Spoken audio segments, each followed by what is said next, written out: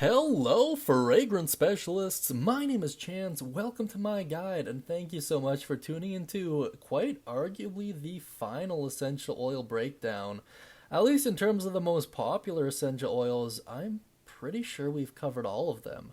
There's a couple outliers here and there, but they're usually pretty hard to get a hold of anyways. I don't know.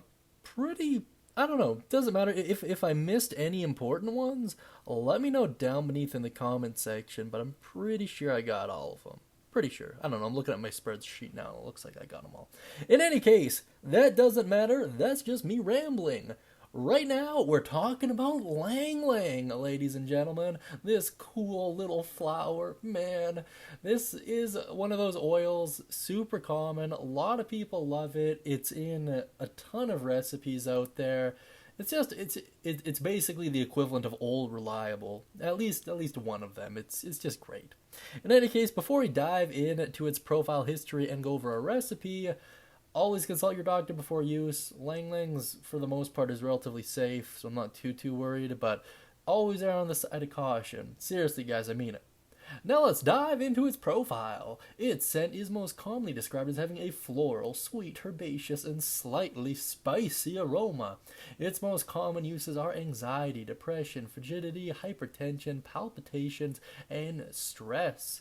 The most common method of extraction is steam distillation, and it blends well with cedarwood, grapefruit, geranium, jasmine, lavender, lemon, orange, and rose, and sandalwood.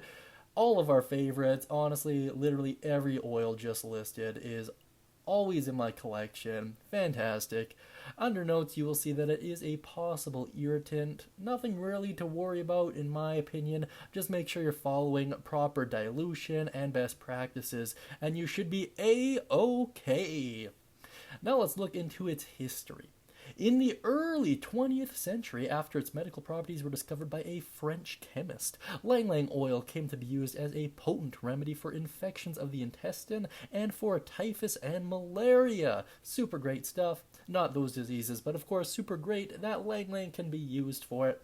The essential oil is used in aromatherapy. It is believed to relieve high blood pressure, normalize sebum secretion for skin problems, and considered to be an aphrodisiac, which I actually didn't know until I did the research. Really cool stuff. Ylang Ylang. Oh, I tell you, you are undervalued, my friend. If you are curious about the price point on this particular bad boy, by the way, it's actually really good. Usually clocking in at around the $30 mark for 15 mils, so it's kind of a lower average cost of essential oils, which is pretty sweet.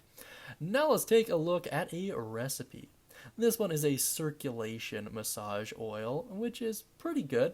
5 drops Ylang Ylang, 5 drops lavender, 5 drops Frankincense Carterii, 5 drops Clary Sage, and 1 tablespoon of fractionated coconut oil. Combined together and massage on. Pretty simple stuff. I really do like the massage oils. Most people can use them. They're really easy to make. Not really any form of complexity to them, so it's just nice. Now, with Ylang Ylang out of the way, be sure to mention any thoughts, questions, comments, concerns, or recipes you have regarding it down beneath in the comments section. And of course, if you're looking to get your hands on some of this amazing oil, please do so using Rocky Mountain Oils. Links down beneath in the description. And of course, I hope you all have a wonderful day, and may all of your future endeavors smell divine.